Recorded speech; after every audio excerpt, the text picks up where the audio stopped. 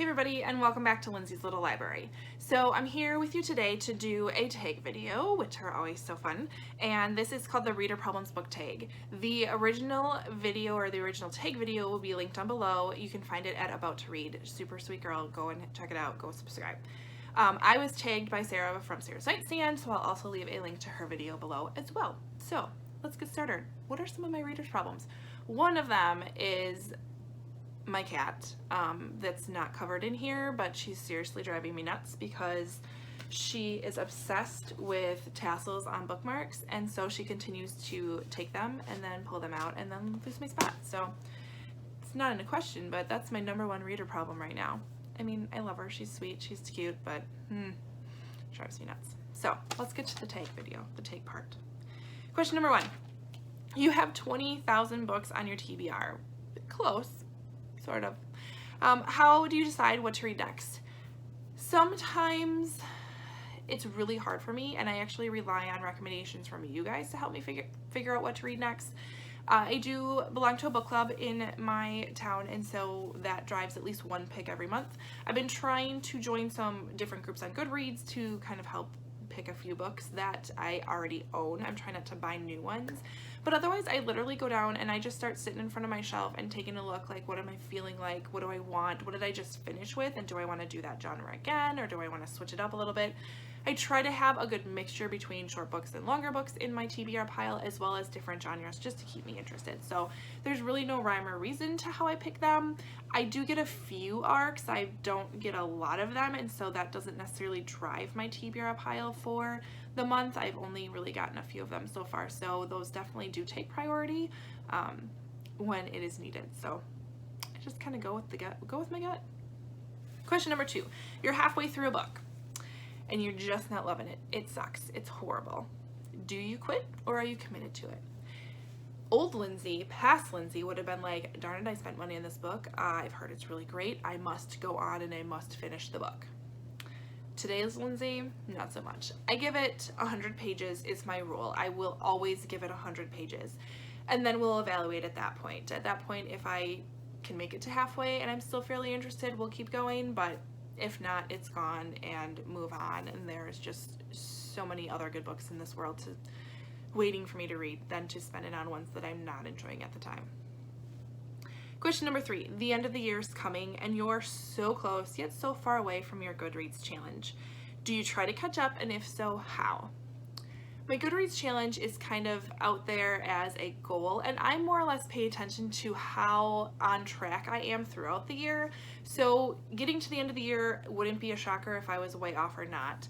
I don't really care. I think the Goodreads challenge is a great motivator to just get me consciously thinking about reading a little bit more, but if I'm off, I'm off. I think the first couple years I did the Goodreads challenge, I didn't hit it whatsoever, and then last year I blew it out of the park. So it does not drive me necessarily to hurry up just to make that challenge, especially considering that December is an insane month and it's just probably not possible for me if I'm way off. But I guess I keep a closer eye on how it tracks you throughout the year and how off you are. Like right now I think I'm like 1 book off of being on track for my challenge, which no big deal, but I might try to squeeze in an extra audiobook this month or something like that to kind of help me catch up along the way, but not necessarily at the end of the year. Question number 4. The covers of a series you have do not match. How do you cope? I really don't give a shit. It's whatever. I don't really care. But yet I looked for an example, and the majority of my series all kind of match, but I do have this problem. So I started out the series with paperback, and I'm so in love with it that I'm getting them as they're released in hardcover, which technically they match. I mean, it's the same cover art, but I've got some paperback and some hardback. Same with, I'm collecting Cassandra Clare's City of Bones or Shadowhunters series, and I have some hardcovers and some soft covers. I don't really care, but it doesn't bother me. My shelves, I think this is the most public shelf that I have really in my house. The other ones are just kind of in the basement, and I noticed they are what they are. It's just who I am. There. Question number 5. Everybody and their mother loves a book that you didn't like. Who do you bond with over these shared feelings? This has happened, absolutely. There's a couple out there like We Were Liars. I can't stand that book. Ugh. I usually bond. I have a couple of really great book friends. One of my friends, and her name also is Lindsay. My friend Sarah, just a number of really my book club friends is where I bond. I will message Sarah from Sarah's Nightstand as well, and kind of talk bookish trash, I guess, to the ones that I'm not really a fan of. But I'm not afraid to speak my mind. I'm sure you guys have learned that. So it's kind of whoever will listen. I will share my thoughts. Question number 6. You're reading a book in public and you're about to start crying. How do you deal? I don't think this has really ever happened when reading a book, but it totally has happened when I'm on the treadmill watching This Is Us, which is just weird and embarrassing and crazy, so I try to cover it up. But reading a book in public, I don't think I've ever cried that I can remember.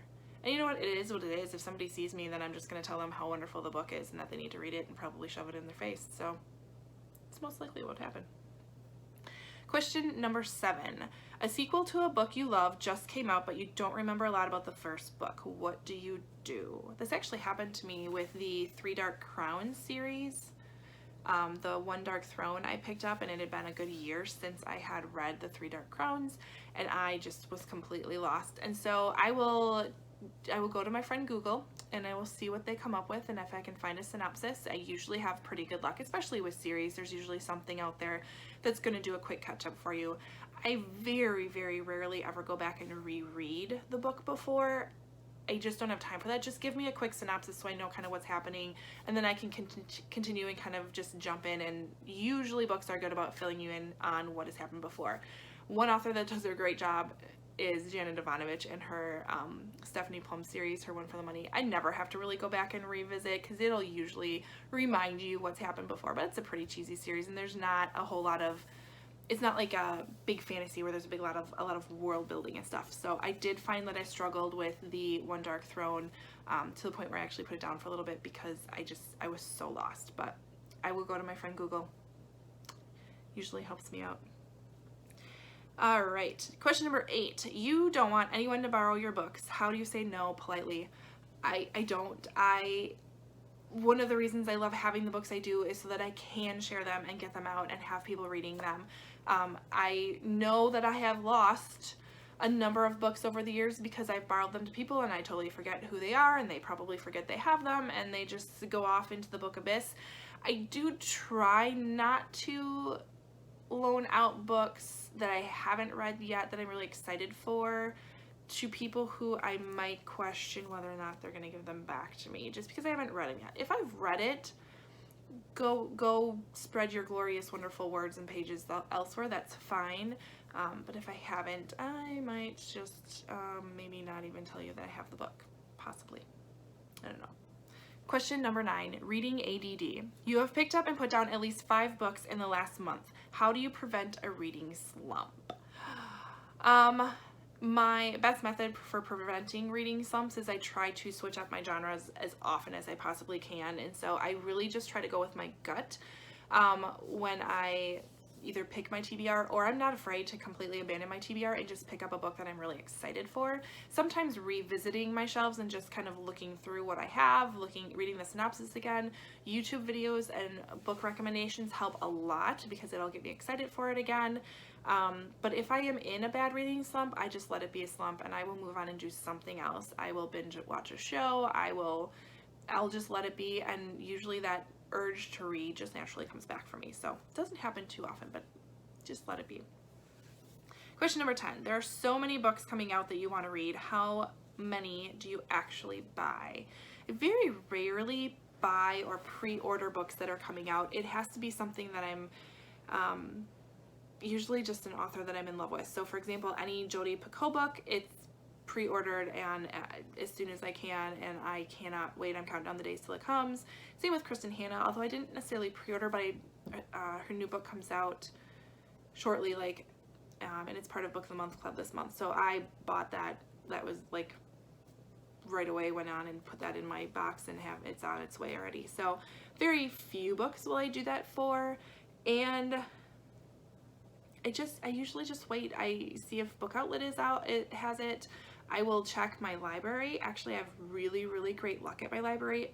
We have a dedicated spot in the library that has all of their books for sale all the time. So whenever you go there, you don't have to wait necessarily for library sales that happen monthly or quarterly or whatever.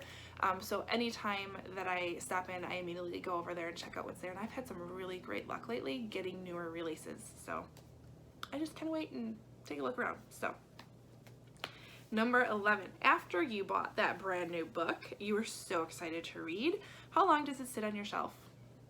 It either gets read right away or it could sit there for a while, sometimes over a year, unfortunately. So that's kind of why I've stopped buying them right away, because I very rarely get to them, and I know the ones that I'm going to read right away, so I might as well just buy them anyways. So it could be a while. That's about it. 11 questions. Reader problems book tagged. Let me know, what are your reader problems? Comment down below, like or subscribe, and if anybody is interested in doing this video, I tag you. Let me know, and I will check it out. So have a great day. See you later. Bye.